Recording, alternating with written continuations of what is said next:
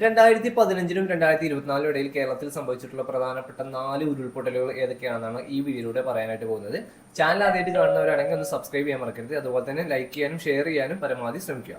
അപ്പൊ നമുക്ക് നേരെ സബ്ജക്റ്റിലോട്ട് പോവാം. 2015-നും 2024 ഇടയിൽ ഇന്ത്യയിൽ ആകമാനം 3782 ഉരുൾപൊട്ടലുകളാണ് റിപ്പോർട്ട് ചെയ്യപ്പെട്ടിട്ടുള്ളത്. അതിൽ തന്നെ 2239 എണ്ണം കേരളത്തിലായിരുന്നു സംഭവിച്ചിട്ടുണ്ടായിരുന്നത്. അത് നമുക്ക് പേടിപ്പെടുത്തുന്ന ഒരു കാര്യം തന്നെയാണ്. ഇന്ത്യയിലെ മൊത്തത്തിൽ നോക്കുകയാണെന്നുണ്ടെങ്കിൽ ഏകദേശം 59%, കഴിഞ്ഞ ഈ 2015 മുതൽ 2024 വരെ എടുത്ത് നോക്കുമ്പോൾ 3782-ൽ 2239 കേരളത്തിലാണ് സംഭവിച്ചിട്ടുള്ളത്.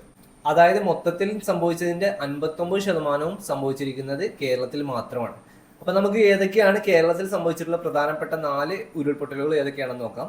ഈ പറഞ്ഞതിൽ 4 പ്രധാനപ്പെട്ട ഉരുൾപൊട്ടൽ കേരളത്തിൽ സംഭവിച്ചതിൽ 4-ാം സ്ഥാനത്ത് വരുന്നത്, അതായത് മരണനിരക്കിൽ 4-ാം സ്ഥാനത്ത് വരുന്നത് 2019 ഓഗസ്റ്റ് 8-ാം തീയതി വയനാടിലെ പുത്തുമലയിൽ സംഭവിച്ചിട്ടുള്ള ഉരുൾപൊട്ടലാണ്.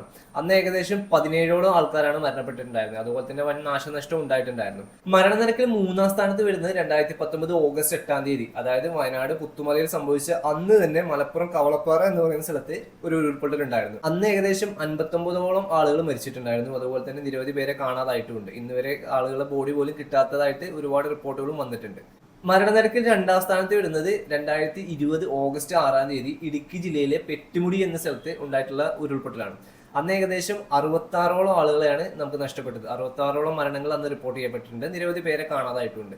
2020 വരെ സംഭവിച്ചതിൽ വെച്ച് ഏറ്റവും വലിയ ഉരുൾപൊട്ടലായിരുന്നു അന്ന് പെട്ടിമുടിയിൽ സംഭവിച്ചിട്ടുണ്ടായിരുന്നത്. അതിനുശേഷം ഒന്നാമതായിട്ട് നിൽക്കുന്നത് 2024 ജൂലൈ 30-ാം തീയതി വയനാട് മുണ്ടക്കയിൽ സംഭവിച്ചിട്ടുള്ള ഉരുൾപൊട്ടലാണ്.